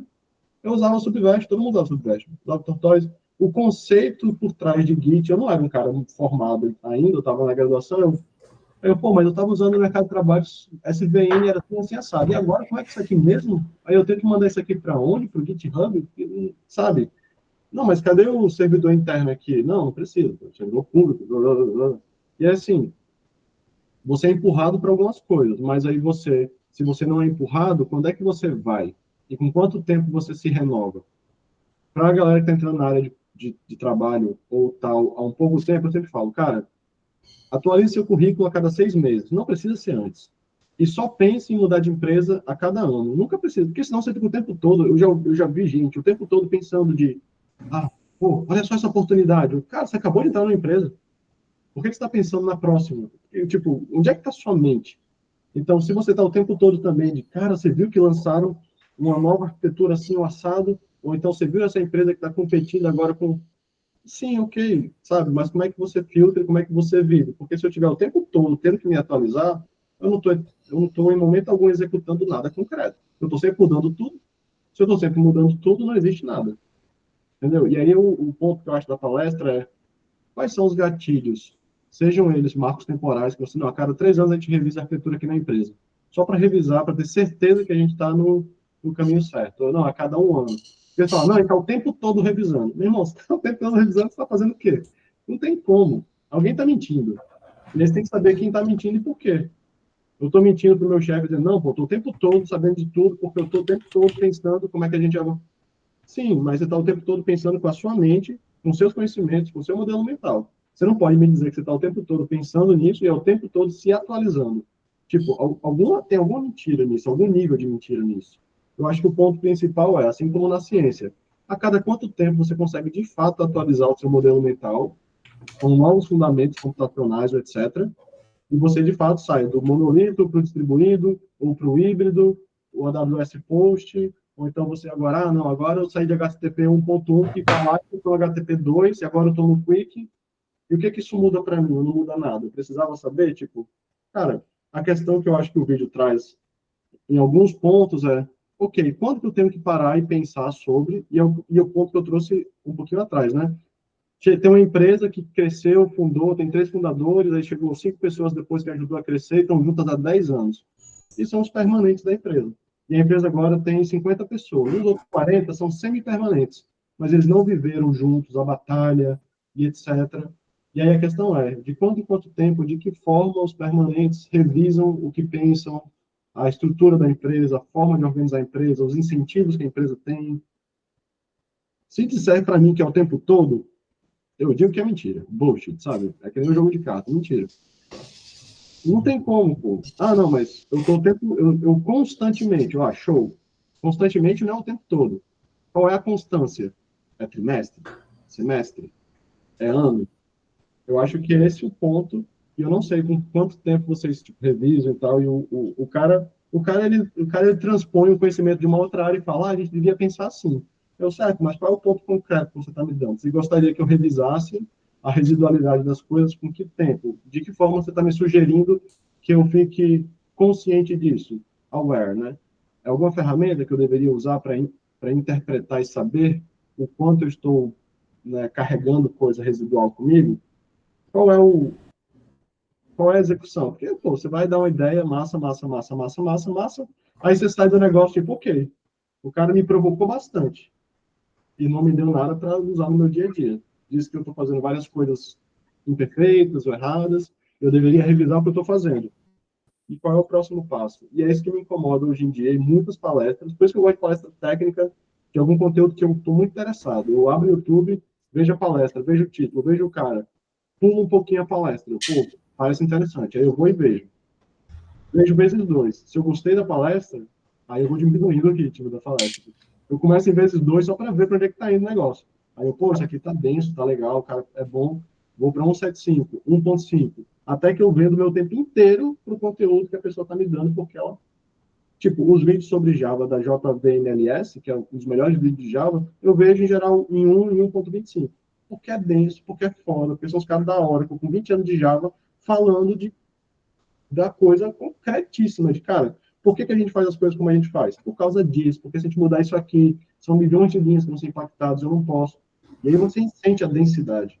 Agora, eu concordo, tem muita conferência que tá, todo mundo vai e fala um bocado de coisa, e aí dá um exemplo bem pequeno de primeira página de tutorial, da doc da coisa. Tipo, falei de 3 ferramentas muito iradas e que elas ajudam muito e tal, e aí o exemplo que a pessoa dá é o exemplo mínimo. Você consegue usar isso aqui para escalar para milhões de requests. Daqui o Hello World disso. Pô, sabe? Então, tem um ponto que em palestras eu acho meio cansativo, e por isso que eu não tenho palestra e tal. Eu estou devendo um artigo para o Jeff faz um mês para falar de JSpecify, que é sobre como você controlar a unidade em Java em tempo de build, que Java não oferece, mas tem anotações como o await e tal que dá. E faz um mês que eu estou com o artigo 80% escrito, eu não finalizo por falta de tempo. E porque eu quero que seja uma coisa bem concreta. Que eu possa dizer, galera, tá aqui. Pega isso aqui e mostra para o teu chefe, leva para a tua empresa, leva para o teu projeto e executa. Não é só tipo, tá aqui, JSpecify. Existe e você... Não, concreto, com vários exemplos, como fazer no Maven, como fazer no Gradle. Eu acho que é isso que falta, sabe? Da galera, às vezes, chegar nesse grau de tá aqui a coisa da teoria para como isso entrega valor para você, sabe? E, sinceramente, ele não me deu o suficiente para isso, de, ok, de quanto em quanto tempo você sugere que eu revise o que eu sei, ou como eu faço, e como que eu percebo quando é o momento. Aí ele fala que eu destressou, não sei o quê, mas ainda é abstrato. E, sabe? E aí, se é abstrato... E ele mostra um slide, cara, durante 5 segundos só dessa merda, dessa planilha, que tipo assim, cara, isso aqui é foda. Porque ele nem fala direito. Assim, o Barry ele é muito cobrado por causa dessa teoria dele, muito cobrado porque a teoria é muito teoria. Pois justamente, entendeu? Tipo, assim, eu acho que o ponto fraco dessas apresentações que eu compartilho com vocês aí é esse, né? Tipo, acho que quando a gente usa o método Paulo Freire, né? Quando a pessoa está expondo uma coisa que está mais próxima da nossa realidade, é muito mais fácil de pegar a gente ou de convencer a gente de que aquilo realmente, nossa, aquilo é um paradigma, aquilo... isso não vai só para a palestra do Barry, né? A palestra dele não é tão ruim assim, né? Tipo, é que nem o Giovanni falou, ela é só mal executada, ela é mal executada e sei lá, tem muita coisa ali de autopromoção e algumas coisas exageradas, né? Tipo, o novo paradigma, como assim? Tá entendendo? Tipo, tu não provou na prática que é tudo isso aí que tu tá vendendo. E assim, não que não tenha o seu valor, tem o seu valor, tanto que a gente está aqui debatendo, porque acho que o valor que tem ali naquelas talks e nessa teoria é justamente expor os problemas que acontecem, né? Por exemplo, lá ele mostra, olha, nossa, nós criamos uma arquitetura toda linda, maravilhosa, e aí jogaram no mundo, né? Aí quando chega no mundo, o mundo começa a destroçar aquilo, pá. Aí isso é interessante, entende? Até acho que o Kiko falou aqui, né? Que é um dos primeiros slides lá que ele mostra. Isso é interessante de a gente conversar, né? E a minha ideia de provocar os meus convidados com aquele vídeo é justamente esse comecinho aí. Acho que aquilo é interessante, né? Porque é uma coisa, voltando ao tema principal do vídeo, né? Que é a arquitetura e a figura do arquiteto, é que é complicado que o arquiteto ele é muito influenciado por tudo isso que a gente conversou aqui, influenciado por falta de feedback ou por falta de interesse dele em prestar atenção no dia a dia. E e influenciado pelo mercado, influenciado por evento, e aí fica escutando aquilo, e aí é complicado, né? Tipo, eu acho que o ideal seria eles pelo menos acompanhar, sei lá, como o Giovanni diz, tem vezes o cara vai na obra, o cara vai lá olhar, vai acompanhar algo parecido. Não sei se necessariamente esse é o papel dele, by the book, né? Mas seria interessante para as decisões que ele vai tomar, né? Porque às vezes bom, já vi cliente aqui que, sei lá, tudo era feito em container, Kubernetes, estava tudo rodando perfeito e custo bem equilibrado, de acordo com aquele contexto, e de repente um arquiteto chegou e falou: mete o SS aí, tipo, um negócio meio estranho, né? Tipo, aí o pessoal fica, por quê? Por quê? Aí o cara fala, não, porque eu vi em tal lugar que o SS é mais econômico do que o Kubernetes. Aí, como assim, cara? Tu viu em algum lugar? Aí, tipo, que lugar? O lugar é igual aqui. Tipo, aqui o Kubernetes não tá dando prejuízo, pelo contrário, a gente está usando os recursos com mais eficiência por conta dele. Não interessa, eu vi em algum lugar. E, quer dizer, é uma situação totalmente complicada, né? Às vezes, muitas coisas eu vejo acontecendo no mercado, assim. Muitas coisas. Eu vi no lugar um lançamento, lançaram, sei lá, tem um serviço da AWS chamado Fargate, né? Fargate integrado com EKS. Quer dizer, são dois serviços caríssimos, né? Mas o cara viu lá em algum lugar que é bacana e bora usar aqui. Mas por que a gente vai usar aqui? Porque é fácil. Como assim, cara? O que tu tá falando? De onde tu tirou isso? Tá? São coisas que não estão nem um pouquinho ligadas à realidade do time. No dia a dia o time está lá sofrendo e atendendo ticket, etc. E aí, de repente, assim, muitas vezes eu vejo isso acontecer, entende? Tipo, o arquiteto vindo do nada com umas coisas que escutou em algum lugar, ou que ele acha, ou como o Barry cita na talk dele, é mágica, né? É o feeling, né? Eu senti isso, vai acontecer. Então, é meio complicado, assim, eu acho complicado esse papel do arquiteto, na prática, ser um pouco ou bastante afastado do time. Né? Rola muito isso aí que rolou na época do boom do NoSQL, lembra? Chegavam os caras e falavam, não, para que usar Postgre, MySQL, Oracle, taca no MongoDB. Aí aquele negócio, primeiro release foi aquela maravilha, segundo lindo, terceiro, quarto, todo mundo correndo de volta para integridade referencial, pelo amor de Deus. Pronto, tem um cara que todo mundo do mundo Java, se não conhece ele, conhece o trabalho dele, né, que é o Gavin King, que foi o cara que fez o Hibernate, fez a especificação do CDI, etc. E de 2 anos para cá, é que ele saiu um tempo do Hibernate, passou 10 anos envolvido na linguagem Silon, que não decolou, né, que era tipo, vamos dizer, um Kotlin da vida, era uma nova linguagem para JVM, com controle de nulidade, com um sistema de tipos muito próprio. Só que aí a linguagem não decolou e ele voltou. Ele é da Red Hat, né, agora da IBM. Aí ele voltou, então, para Hibernate, voltou a trabalhar nisso porque era o que ele tinha para fazer. E aí ele se envolveu agora com o Otávio Santana, né, na especificação de Jakarta Data e etc. Uma das brigas que ele pegou recentemente foi com o DDD. Por quê? Porque ele é o cara, principalmente, né, de bancos relacionais, de ORM com bancos relacionais, com grafos, com relação múltiplas que não tem uma única raiz. E aí ele pega uma briga tremenda com isso, que o conceito de DDD por trás sempre tem o aggregate root, né, que seria, ok, esse domínio começa daqui, e ele se relaciona com o resto a partir desse ponto. Ele fala, cara, isso não tem sentido em bancos relacionais. Se você estiver usando Mongo, qualquer banco não relacional que dá essa estrutura, e o seu modelo mental é esse, show. Aí ele pegou uma briga tremenda agora com relação a isso, porque todo mundo pega esse modelo e esquematiza isso, cria um monte de estrutura, às vezes em tempo de aplicação, não no banco, é muito difícil de fazer, de você criar essa aggregate root no banco relacional e que tudo origina daqui e tudo é um ponto daqui. Mas, pô, entra naquele velho mérito. Se eu tenho um autor que tem muitos livros, eu tenho um livro que tem editor que tem muitos livros, editor que tem muitos autores, não sei o quê. Quem é o aggregate root de tudo isso? São todas? Depende de qual repositório você está chamando tudo isso. Então, assim, e aí volta para esse ponto de arquitetura residual, modelo mental. Se você usou Hibernate a vida inteira, e Postgres e MySQL, você está acostumado com X. Se você entrou no mercado usando JavaScript e virou full stack com Node, e a primeira coisa que você usou foi Mongoose ali no Merge, etc., a sua mente talvez está muito mais acostumada com o documento, com o aggregate root, né, porque o documento começa de um ponto, e aí você está com esse modelo mental. Então, assim, em que momento você se reinventa ou tal? E aí, essa briga recente que ele pegou mostra que no mercado você vai ter especialistas e o modelo mental dos especialistas é diferente, e vai ter briga, e vai ter holy war. E, tipo, aí a questão entra.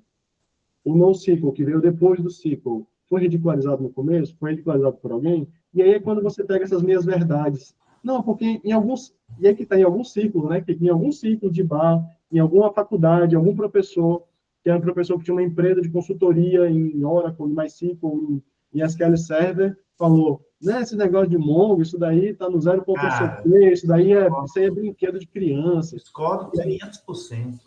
É o quê? Discordo 500%. Eu acho que o nosso problema... Não, mas eu vi, cara. Não, mas eu vi em primeira mão. Mas é a minoria, cara. Qualquer novidade que chega, todo mundo abraça como sendo o salvador da pátria. Até porque é o que consultoria usa para vender novidade como cliente novo. Não, mas foi na faculdade, o professor é concursado, vitalício. Então, não necessariamente ele está... O incentivo dele é fazer a coisa nova. O incentivo dele é trabalhar talvez até menos. Eu era um professor diferente, fui professor de mas tinha vários colegas que eles queriam continuar ensinando o que eles ensinavam. E aí, quando chegavam os alunos falando, professor, não vamos usar IIS, não vamos usar Apache, vamos fazer uma coisa com Node, professor. Node? O que é Node? Não, servidor novo, JavaScript, com V8 do Google, que não sei o que e tal, professor. É o que? Um JavaScript no servidor? Nossa. E eu ouvi isso, eu lembro como fosse hoje, 2011, entendeu? Aí o professor, não, a gente está aqui ensinando VRaptor, etc. Então, está usando Play Framework na época. Mas aí, tá, Lobão?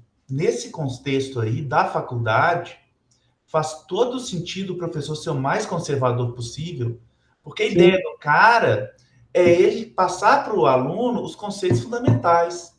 No mercado que aparece muita novidade, porque esse que é o grande drama que a gente tem. É sempre questão sociocultural, repara. O cara ele entra na faculdade sem saber o que é a universidade.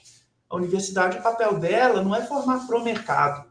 Mas o cara vai entrando achando que vai para o mercado. Não, ele tem que fazer um tecnólogo quando o foco é o mercado. Então, na faculdade, o professor ele tem que ser um pouco... E, claro, ele tem que correr atrás do que está vindo, né? Igual por isso que esse livro dos Paraná que sobrevivem é tão legal, assim. Que ele é justamente esse, o sinal externo que pode estar tirando uma tragédia lá na frente. Mas na faculdade, o cara ele tem que ser meio conservador mesmo. Senão, o cara não consegue... Por exemplo, uma coisa que eu acho absurda, tá? Eu acho um absurdo ter matéria na faculdade, matéria, por exemplo, web. Você vai ver lá qual que é a matéria, é um menino aprendendo HTML, CSS, JavaScript. Cara, não deveria ser, entendeu? Tipo assim, aí entra até numa questão pedagógica.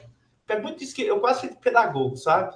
Meu percurso foi filosofia, então eu ia dar aula, então esse era o meu caminho, assim, original. Mas, assim, então acho que nesse contexto o cara tem que ser mesmo. E eu acho que na nossa área, detesto usar esse termo, tá? Mas, assim, eu acho que você tem, depois de um tempo, você tem que ser um pouco conservador, cara, porque a coisa que mais tem é ouro de tolo. Manja, minha carreira foi de ouro de tolo. Eu lembro, por exemplo, que teve tecnologias que apareceram assim que mostravam lindas, por exemplo. Tinha uma que era... meu blog... Nossa, para front-end, então, tinha aqueles frameworks que apareciam do nada. Tinha como é que chamava? Era um Flash... Silverlight da Microsoft, né? Tipo, Silverlight era um Flash da Microsoft, mas tinha um outro que era um Flash Adobe Air. Eu tenho um post no meu blog que está escrito: eu acho que você não deveria saber HTML5, devia saber Adobe Air. Um ano depois tem um texto no meu blog, esqueça Adobe Air, vai no HTML5. E tem uma referência minha lá embaixo, falei merda sobre Adobe Air. Quem me escutou falando de Adobe Air, na minha irresponsabilidade, eu gerei prejuízo para essas pessoas. Porque eu não vou ser responsabilizado, não vou sofrer Eu fiz a mesma coisa com o Silverlight, porque a Microsoft falava em 2010, 2009... que o futuro da web seriam as aplicações ricas e que o HTML5 estava morto. Um ano depois, ela vira e fala que o Silverlight estava pronto, que ela não ia mais investir no Silverlight e que o futuro era HTML5. E quando isso aconteceu, eu tinha direcionado clientes também para o uso do Silverlight, e isso não gerou problemas, mas a gente foi na direção que a indústria estava indo. Eu aprendi a nunca mais confiar em nenhuma empresa. Então, assim, eu já era Microsoft MVP, já estava muito próximo da Microsoft na época. Eu tinha informação privilegiada, eles nunca tinham falado sobre isso com a gente. E eu descobri que, assim, quando você tem um mercado e uma grande empresa disputando esse mercado, você nunca pode confiar no que a empresa está falando, porque ela vai sempre direcionar para o que ela quer para ela. Isso não necessariamente é para onde o mercado está indo, isso não quer dizer que é o melhor para a sociedade, nada disso. Ela está basicamente querendo empurrar o negócio para que ela possa ganhar dinheiro no futuro, né? Qualquer relação com esse hype de IA é mera coincidência, tá? E já que é para falar de arquitetura, a pergunta que nenhum arquiteto / qualquer coisa faz quando é contratado é o seguinte: quanto tempo esse projeto vai estar em execução? Essa é a pergunta que tem que ser feita, porque se eu tenho um projeto que vai durar 6 meses, cara, eu uso o que eu quiser ali dentro. Se eu tenho um projeto que vai durar 10 anos em execução, a minha expectativa é outra. Então, por exemplo, Microsoft é batata, por exemplo. Eu morro de medo de .NET. Acho fenomenal, acho foda, mas é tanta bagunça nos nomes que você fica com medo. Tinha .NET Core, depois virou .NET não sei o quê, .NET não sei o quê. Vários, assim, sabe, ao longo do tempo. Então, eu acho que esse conservadorismo que eu estou usando do literal, ou seja, é o cara que ele valoriza as instituições que existem no momento e as novidades que chegam ele vê com um certo ceticismo, sabe? Eu acho que se você não tiver uma visão crítica, e no nosso mercado é uma bosta, porque uma verdade que não é dita é o seguinte: você aprende 80% do que vem, que é novidade, é algo antigo com outro nome. Manja. É algo antigo com outro nome, assim. Você vai olhar, não são tanto... O que eu vou dizer, vão me apedrejar dizendo isso, assim, quem vem de consultar, mas, cara, novidade real é muito rara. Eu tô desde 96 nesse troço. Novidades que mudaram tudo para mim, cara, eu conto em menos de uma mão.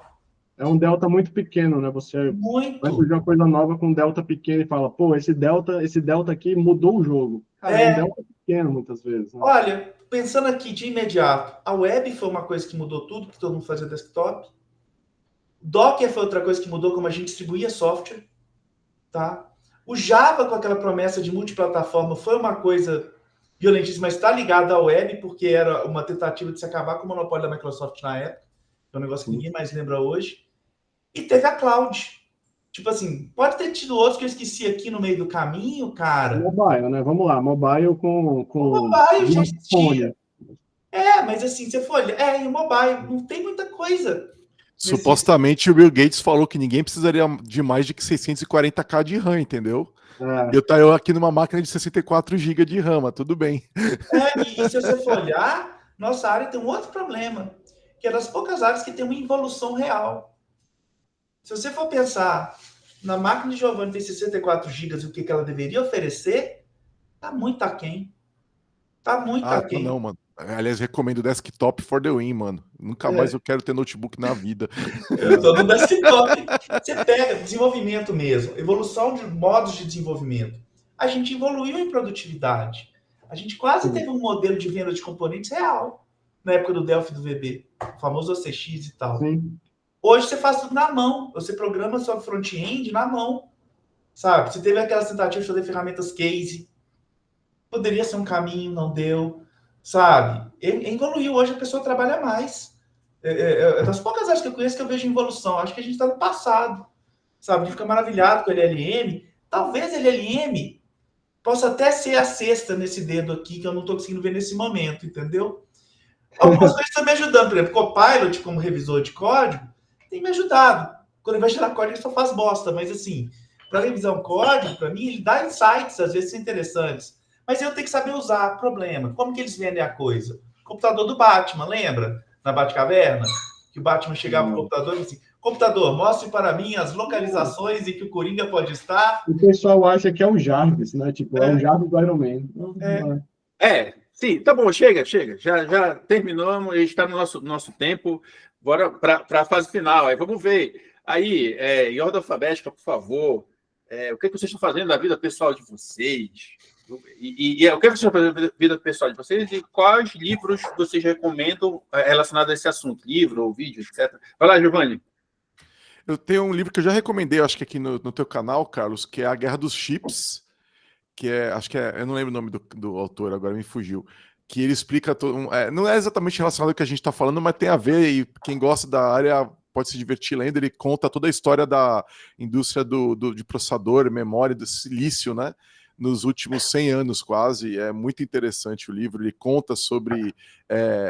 eu sabia do livro aí que o Kiko mencionou, né? Do cara da Intel, do Andy Grove, porque o Andy Grove é personagem central no livro, né? Porque, afinal de contas, ele tocou a Intel por, sei lá, 20 anos.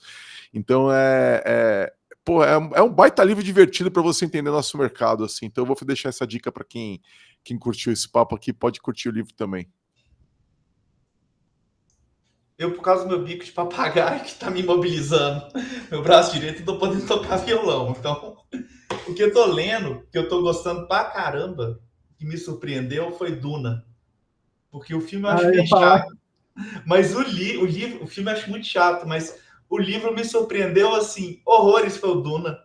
Horrorizei, assim, tanto que eu achei legal o Duna. Se alguém já jogou Duna 2 no DOS, eu nunca vi um jogo tão bem relacionado a um livro igual o Duna 2 do DOS. E aí eu dei uma pausinha nele e comecei a ler, porque eu vi a série na TV que eu achei legal, que Fundação. Cinema eu tive só para ver esse negócio. Aí eu comecei a ler o Fundação, que é menos legal que o Duna, mas é legal também. E se fosse para um livro assim relacionado a esse de arquitetura, cara, tem aquele A Philosophy of Software Architecture, que eu não consigo falar o nome do autor agora, que eu não me lembro. E tem livro brasileiro que é bom. Engenharia de Software Moderno, que é escrito por um professor, acho que é aqui da UFMG, que é bacana. E tem o livro do Google, de Engenharia de Software, que realmente me impressionou muito na época. E já que estou citando só o mais brasileiro, tem o livro do Alexandre Aquiles, de Solid, que eu acho das coisas mais legais, assim. Eu acho que o Alexandre Aquiles devia escrever mais livros, assim.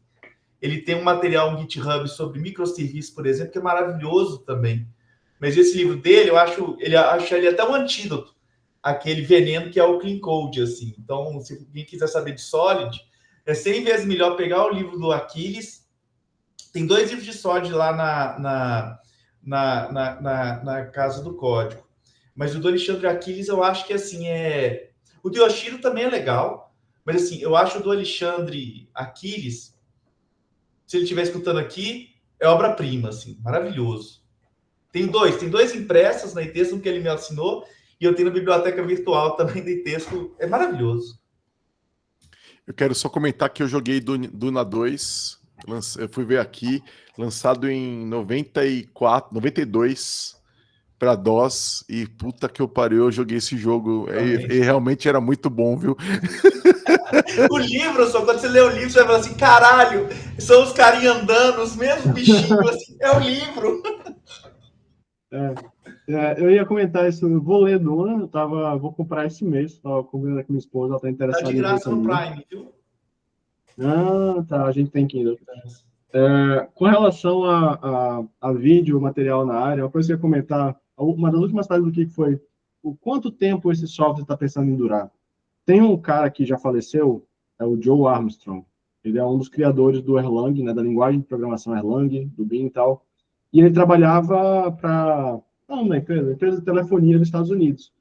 E ele falou que todo o conceito por trás de fazer a linguagem e tal, e o ambiente de execução da linguagem o que você faz quando você tem que fazer um computador, que no caso é para a central de telefonia. Você tem que fazer um software, um computador, que depois de pronto você não pode mais tocar nele. E ele tem que ficar funcionando por anos. E foi toda a filosofia por trás de fazer a linguagem, de fazer o sistema que, né, Erlang OTP, que dá base a isso. E as palestras do cara, e isso é a parte boa, talvez, da nossa área e do momento que a gente vive. Pô, tem muito conteúdo dessa galera, enquanto eu estava viva, produzindo. Tipo, então, assim, e tem muitos caras que estão vivos ainda, né? E você pode ver palestras desse pessoal, ler livro. Tem um pessoal que ainda está escrevendo agora. Então, o pessoal com 70, 80 anos ainda estão com suas acuidades mentais muito boas e produzindo inteligência para a gente. E tem um material do Grady Bush também, que é um dos avós aí da arquitetura de software, do grupo da OML, do AMG e tal. E fala muito sobre isso, e ele estava com um documentário que estava querendo produzir meio que um material gigantesco chamado Computing the Human Experience. Basicamente, um grande documentário, um monte de artefatos e citando timelines de tecnologia e tal.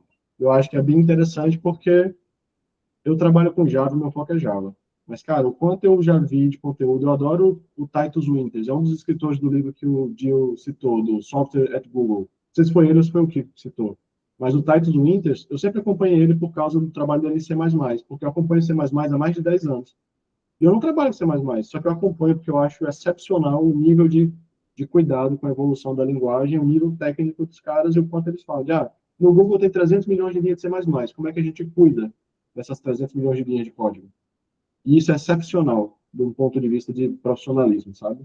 Então, tem muito conteúdo, não foca só na sua linguagem. E se for falar de arquitetura, Red Bush. E se for sobre tempo de vida de software, sem você tocar nele, as palestras do Joey Armstrong são excepcionais. O cara morreu já faz 6 anos e tá para a eternidade, aí o que ele falou, sabe? Beleza. Então chegamos na despedida. Vamos lá, ordem alfabética. Didio, começa. Eu agradeço aí o convite novamente. Vou contar que eu estou jogando Duna 2 no navegador, porque está disponível para jogar de graça agora, enquanto o Lobão falava. E valeu pelo convite. A gente se vê aí no Mastodon, no Blue Sky, até no Twitter. Falou, valeu. É isso aí. Não tem muito o que falar mesmo, além do tchau, não.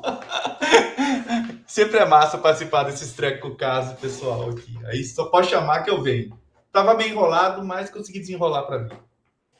Igualmente, eu tenho participado muito pouco de rede social, mesmo no Blue Sky, onde eu tô. Eu fiz a minha conta no Hashderm, tá faltando eu me reprovar, eu tenho que habilitar o 2FA e apelar, dizendo que, eu sou gente mesmo, não sou um robô, não tô vindo, mas vai dar certo, eu vou participar lá. Eu tenho estado mais ausente das redes só porque muita coisa na vida pessoal e profissional rolando e acaba que você fica meio esgotado.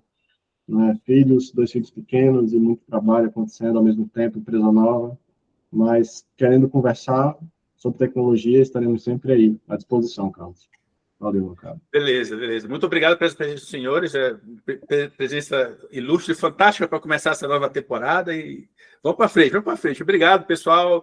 Deem tchau e emite sons para poder aparecer. Tchau, tchau. Falou, Falou, tchau, tchau.